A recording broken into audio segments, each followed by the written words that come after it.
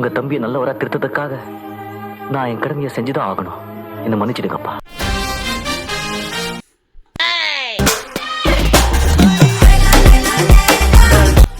இந்த படத்தை டைரக்டர் கதையை எழுதும் போது காலையில கொஞ்சம் ராத்திரி கொஞ்சம் வந்திருப்பாருக்குல்ல.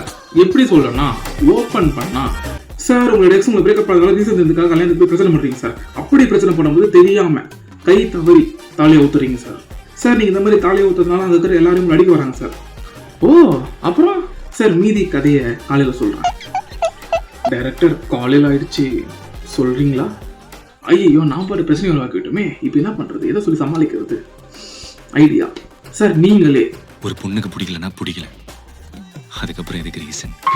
எனக்கு எப்படி இருந்துச்சுன்னா வெரி குட் அவரே சொல்றாரா அந்த மாதிரி தான் இருந்துச்சு. முக்கியமா இந்த ப்ரொபோசல் சீன் படம் ஸ்டார்ட் ஆகி ஒரு 10 நிமிஷத்துக்குள்ள இந்த சீன் வந்துடும். குரல் ப்ரொபோஸ் பண்ணியிருப்பாங்க. ஒரு நல்ல சீனுங்க, ஆனால் அது ரொம்ப கேவலமாக கெடுத்திருப்பாங்க. நீ என்னடி பிட்டு படத்துல வர பொசிஷன்ல இருக்க? பார்த்திபன் சொல்வாள் ஒரு டைலாக், டேய் என்னடா டயலாக் இது, எவன் எழுதி கொடுத்தானே அது இப்படி பேசிட்டு போறான். ஆனா அந்த இடத்துல ஹீரோ அக்செப்ட் பண்ணிடுவாரு.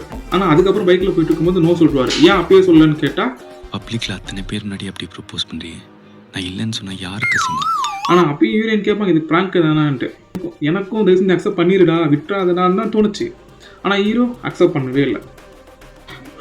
ஓகே என்னை பொறுத்த வரைக்கும் கமர்ஷியல் படமா இது ஒரு நல்ல கமர்ஷியல் படம். ஆனா எதிக்கலி மாரல்லி நல்ல படம். ஓகே ஹீரோ லவ் அக்செப்ட் பண்ணலனாலும் இன்டர்மிஷன் வரைக்கும் படம் நல்லா தான் போச்சு, செம்மையா இருந்துச்சு. ஆனா கல்யாணத்தை நிப்பாடுறதுக்கு நிறைய சுச்சுவேஷன் இருந்துச்சு.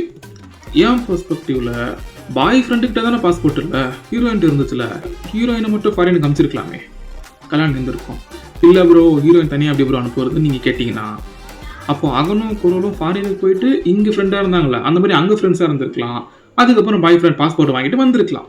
அப்படி வரும்போது ஒன்று அகனுக்கும் குரலுக்கும் லவ் வர மாதிரி சீனும் எழுதிருக்கலாம். இல்லைன்னா அந்த இடத்துல ஹீரோயினோட லவரும் அகன் சேர்த்து எழுதுற மாதிரி காமிச்சிருக்கலாம். அப்படி பண்ணியிருந்தா இது ஒரு படமாகவும் நல்ல படமாகவும் இருந்திருக்கும். இல்லை அடுத்ததாக என் தலைவன் சாய் அபியங்கர் ஹட்லி சொல்லுவார்ல, நீங்க 7 ராகம் தான் 7 தாளம் தான். நீங்க இந்த மீன் பேஜ்ல பார்த்த மாதிரி தான் 1x 2x 3xன்ட்டு அந்த பாட்டை போட்டுட்டே இருந்தாரு. நான் அந்த பாட்டை ஒரு லவ் சாங் நினச்சிட்டு இருந்தேன்.